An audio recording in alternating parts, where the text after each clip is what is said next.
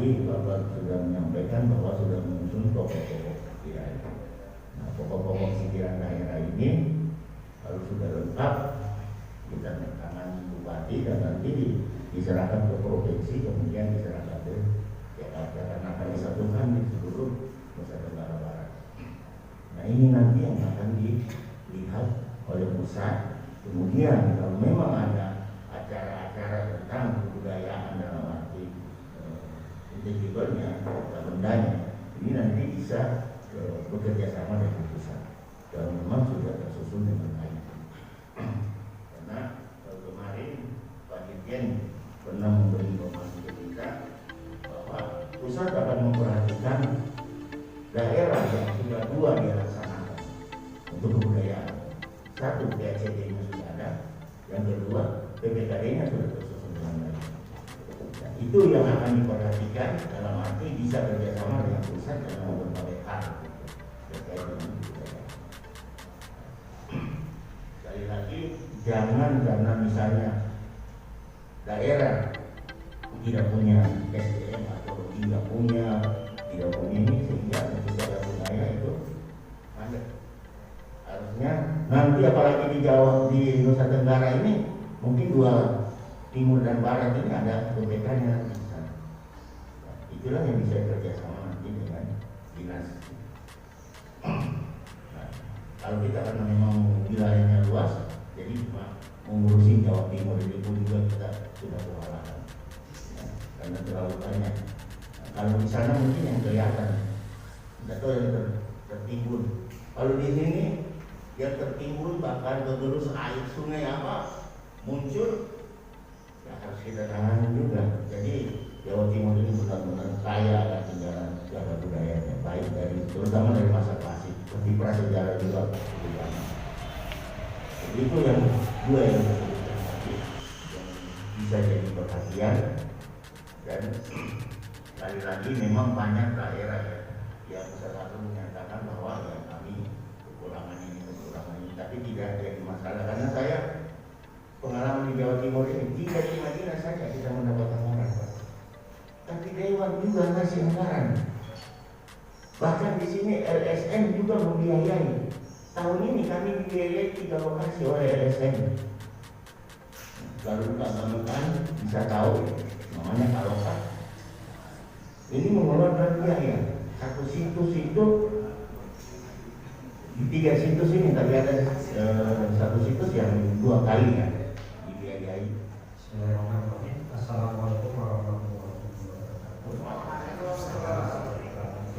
Semua hari saya unit pengelolaan informasi air. Dulu biasa disebut dengan museum Trondan atau museum Seperti. Pertama mengucapkan selamat datang. Sebelum nanti Bapak Ibu berkunjung ke bisa nanti sampai ke jadi kantor kami ini memang ditempatkan di mendekati situs karena di Trondan ini berdasarkan hasil penelitian ini merupakan salah satu ibu kota Majapahit. Jadi salah satu, bukan satu-satunya. Kemudian di luarnya ada mancanegara. Mancanegara ini adalah negara sudah ada kerajaan sudah. Kemudian di kala ketiga adalah negara lain di luar Jawa. Jadi nanti termasuk mungkin Nusa Tenggara Barat di atas petanya itu adalah bagian dari wilayah Nusantara. Jadi mereka menjadi satu kesatuan di bawah naungan politik ekonomi. Kemudian di kanan paling luar adalah Mitra Kasatata. Ini adalah negara lain di luar Nusantara. Ada beberapa kerajaan di Thailand, di Rusia, Ayodhya, Dharmanagari, ya negara-negara ini adalah peta yang disusun oleh Slamet Mulyana berdasarkan negara pertama. Berdasarkan penjelasannya Hukum Prapanca pada tahun dibuat negara Kertagama, wilayah pengaruhnya Majapahit melamur di Aceh sampai Wani di Papua. Kecamatan Tepung menjadi Mama Isur saat ini. kemudian ada juga di Kediri di daerah Dahar itu kota Kediri sana. Jadi selama 226 tahun pernah mau ada pertanyaan atau izin, nama saya Dusen Polisi Wijaya. Background saya teknisi dan saya merasa tersanjung mendengar kuliahan dari Bapak tadi. Berarti saya sudah mendapat 3 SKS dapat. Alhamdulillah, matur suwun, terima kasih Bapak. Dan saya merasa sangat bahagia mengikuti dari penerimaan tadi informasi yang begitu lengkap. Namun kami merasa sedih bila mana kita banding-bandingkan antara Mataram dengan ini, sedih. Artinya apa? Bahwa kami datang kemari untuk ingin meminta sumbangsih. Kiranya Bapak bisa memberikan kami habis tentang apa yang diinformasikan oleh Pak Kabin tadi adalah baru 2 yang terregistrasi di Kota Mataram. Masuk ke materi Pak. Kami ingin sekali diberikan bantuan petunjuk dalam hal ini untuk bagaimana cara kami dapat menregistrasikan. Ya, ada namanya di sana Kota Ampenan itu. Ya, Kota Tua Ampenan yang kira-kira kalau Bapak berkunjung ke Malaysia, ya ada juga pelabuhan yang mirip dengan Ampenan. Ya, Kota Ampenan, Kota Tua Ampenan. Itu sudah mencoba berkali-kali ingin mengangkat agar bisa menjadi tersertifikasi, maka sampai sekarang juga belum. Oleh karena itu kami mohon sekali lagi untuk kami diberikan langkah-langkah apa yang harus kami tempuh sehingga apa yang kami usulkan itu dapat terregistrasi. Itu yang pertama. Kedua, persyaratan itu tadi kalau tidak salah harus ada orang yang sudah memiliki sertifikat, Pak ya, yang menjadi tim. Untuk penetapan, Pak. Oh, untuk penetapan. Tapi untuk tim itu tidak perlu ya. Oke. Jadi kami berharap juga dapat beri bantuan untuk kira-kira pointer-pointer yang ada di Bapak untuk pengusulan itu kami dapat diberikan kopi untuk kami pelajari di Kota Mataram. Saya kira harapan ini mudah-mudahan Bapak juga bersambung sehingga kami juga memiliki namanya cagar budaya yang ada di Kota Mataram. Matur suwun, terima kasih. Assalamualaikum warahmatullahi wabarakatuh. Terus ada bangunan, struktur dan kawasan. Nah, ini yang perlu harus kita ketahui. Untuk yang tadi bilang Bapak sampaikan bahwa kota tua, berarti di dalamnya terdiri dari beberapa unsur, bisa bangunan, bisa struktur. Karena pemahaman bangunan dengan struktur ini beda dengan pemahaman teknis. Lalu di arkeologi pemahaman yang dimaksud dengan bangunan adalah bangunan yang berdinding dan beratap. Tapi kalau struktur tidak berdinding dan tidak beratap. Candi Borobudur itu bukan bangunan, itu struktur. Jadi ini pemahamannya dan harus kita ketahui. Nah, ini kalau suatu kawasan, yang pertama kita harus melihat bangunan apa yang masuk dalam kategori cagar budaya. Karena usianya kan minimal 50 tahun. Tetapi tidak harus tergantung dengan itu juga. Lubang buaya tidak 50 tahun kita sudah bisa jadikan cagar budaya. Monas sudah 50 tahun sudah kita bisa jadikan cagar budaya. Tergantung nilai yang ada di dalamnya. Tetapi tidak semuanya bisa, juga ada hal-hal nilai penting. Yang penting ada nilai penting yang ada tergantung di dalamnya. Jadi kita harus tahu dulu, bertanya kota tua itu seluas mana. Nah, di dalam budaya sebelum kita sonasi ada juga yang terlebih dahulu kita lakukan itu delineasi. Jadi kita orang yang bisa membuat petanya, peta sebarannya dulu ini kita. Nanti setelah kita datanya semua ini, kita harus bisa inventaris berapa banyak bangunan di dalam. Dan inventarisasi itu dibuat oleh dinas sendiri. Kami juga punya inventarisasi.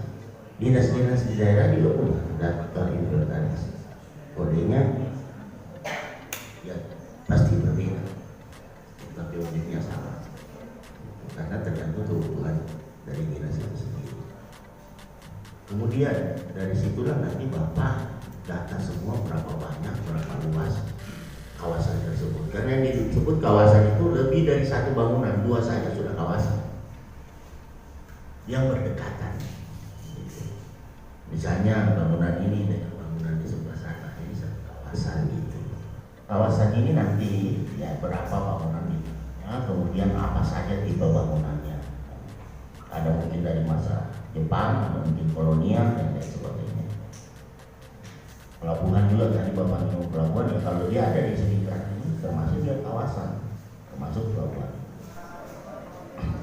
Nah, kemudian ya inilah yang bekerja Bapak. Nanti dinas yang bekerja mendaftar. Jadi kita lihat satu bangunan per bangunan, modelnya seperti apa, nilai pentingnya seperti apa, arsiteknya seperti apa, sketsanya harus ada, dia ada di posisi mana, ada gambarnya dan sebagainya. Ada titik di dalam peta itu harus dibuat. Enggak, kalau pertanyaannya kadang-kadang memang sangat teknis detail. Karena apa? Karena memang mereka bukan background di bidang. Jadi saya hanya ingin menyampaikan kepada teman-teman. Yang pertama yang harus dilakukan oleh teman-teman semua adalah memahami undang-undang cagar budaya. Kalau nggak punya modal itu, kita nggak akan tahu mau kemana. Yang kedua, cagar budaya itu memang milik masyarakat yang kemudian dibantu pengelolaannya oleh pemerintah. Jadi kembalikan dulu kepada masyarakat. Kalau masyarakat merasa perlu itu dibantu pemerintah, ya dijadikanlah cagar budaya mulai dari tingkat kabupaten kota, cagar budaya provinsi, cagar budaya nasional. Tetapi itu ada persyaratannya. Persyaratan yang pertama adalah urgensinya dan kontribusinya terhadap pembangunan kebudayaan dan sejarah satu tempat atau suatu wilayah. Dan untuk itu apa yang harus dilakukan? Kajian. Kajian inilah pekerjaannya Bapak Kepala Bidang ini, cari duit untuk kajian. Nah, kalau tidak ada kajian kan mau mengusulkan apa? Jadi sebenarnya kita tidak terlalu ketinggalan lah seperti yang disampaikan oleh Bapak itu tadi, bahwa di NTB sudah ada TACB provinsi dan TACB provinsi sudah melakukan aktivitas untuk sesuai dengan kemampuan anggaran melakukan inventarisasi. Lalu kita ranking mana yang memang milik masyarakat, itu kita usulkan kepada pemerintah untuk dijadikan cagar budaya milik masyarakat adat setempat. Kalau masyarakat adatnya siap untuk mereka, dan mereka ternyata lebih senang itu karena pemanfaatannya nanti atas rekomendasi dari TACB provinsi itu akan dikelola berdasarkan apa yang disarankan oleh. Kemudian apa yang dilakukan oleh Museum Negeri Nusa Tenggara Barat itu sudah meliwati kewenangannya karena pemerintah provinsi atau pemerintah kota kabupaten tidak mampu melaksanakan.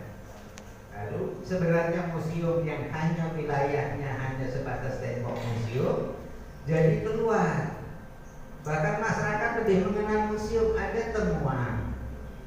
Ya, temuan lapornya ke museum, tidak ke kebudayaan, ke dinas.